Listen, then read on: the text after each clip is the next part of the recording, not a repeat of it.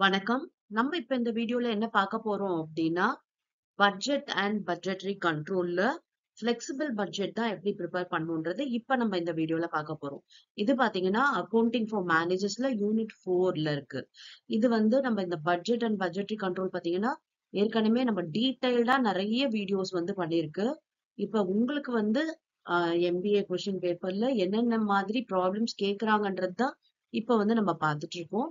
இது உங்களுக்கு பேசிக் கான்செப்ட்ஸ்லாம் வேணும் இந்த சாப்டர் பத்திலாம் அப்படின்னா, அதோட லிங்க் நான் டிஸ்கிரிப்ஷன்ல தரேன். அதுல பாத்தீங்கன்னா உங்களுக்கு டீடைல்டா தெரியும். எஸ், இப்ப ப்ராப்ளம் பார்க்கலாமா? The following budget estimates are available from a factory working at 50% of its capacity. Okay, இப்ப பாத்தீங்கன்னா இன்ஃபர்மேஷன் கொடுத்திருக்காங்க. ஒரு ஃபேக்டரி 50% கெப்பாசிட்டில ஒர்க் பண்ணுச்சு அப்படின்னா அதோட பட்ஜெட் எஸ்டிமேட் கொடுத்திருக்காங்க. Variable expenses 60,000, semi-variable expenses 20,000, fixed expenses 10,000. Prepare a flexible budget for 75% of the capacity. Okay, 75% capacity இருந்துச்சு அப்படின்னா அதுக்கு flexible budget prepare பண்ண சொல்றாங்க. இங்க 50%க்கு அவங்க கொடுத்திருக்காங்க. நம்ம 75%க்கு prepare பண்ணணும். Assuming that semi-variable expenses increases by 10% for every 25%. Okay, ஒவ்வொரு 25% இன்க்ரீஸ் ஆக செமி வேரியபிள் ஓவர்ஹெட் பாத்தீங்கன்னா 10% ஜாஸ்தி ஆகுதான். அதாவது இங்க 50% கொடுத்திருக்காங்க இல்லையா, இந்த 50%ன்றது இப்ப நம்ம 75க்கு போட போறோம்.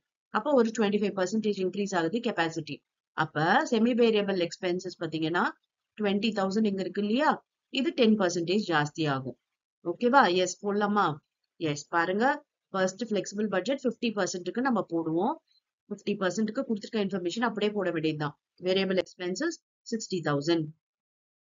அடுத்து செமி வேரியபிள் பாத்தீங்கன்னா 20,000. அப்புறம் ஃபிக்ஸட் எக்ஸ்பென்சஸ் பாத்தீங்கன்னா 10,000. ஓகே, இப்போ இதோட டோட்டல் எவ்வளவு? 80 பிளஸ் 10 90,000. இதுதான் டோட்டல் ஓவர்ஹெட். இப்ப நம்ம 75%க்கு போடணும். 75%க்கு இந்த வேரியபிள் எக்ஸ்பென்சஸ் எவ்வளவு வரும் அப்படின்னு பாத்தீங்கன்னா 60,000 into 75 divided by 50. ஓகேவா? ஏன்னா இங்க 50க்கு இருக்கு, நம்ம 75க்கு போட போறோம். அதனால into 75 divided by 50 போட்டோம். போட்டோம்னா அமௌண்ட் பாத்தீங்கன்னா 90,000 வருது. இங்க செமி வேரியபிள் என்ன சொல்லிட்டாங்க? 20,000 இருக்கு. ஒரு 25%க்கும் 10% இன்க்ரீஸ் ஆகுது. அப்ப 20,000 into 110%. அதாவது 10% இன்க்ரீஸ் ஆகுது இல்லையா, அதனால 100 plus 10 110 போட்டாச்சு. இல்லைன்னா நம்ம என்ன பண்ணணும்? 20,000ல 10% கண்டுபிடிச்சா 2,000. அந்த 2,000 இந்த 20யோட ஆட் பண்ணணும். அதை விட இன்க்ரீஸ்ன்னு சொன்னாங்கன்னா அப்படியே இந்த 100ஓட நம்ம பிளஸ் பண்ணிக்கிட்டு பெர்சன்டேஜ் போட்டுட்டோம்னாவே சரியா வரும். பாருங்க, 22,000 வந்துருச்சு.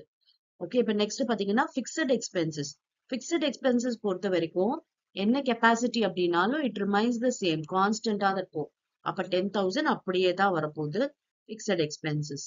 ஓகே, இப்ப இது மூணுத்தையும் ஆட் பண்ணா வரதுதான் டோட்டல் ஓவர்ஹெட். 90 plus 22 plus 10 1,22,000.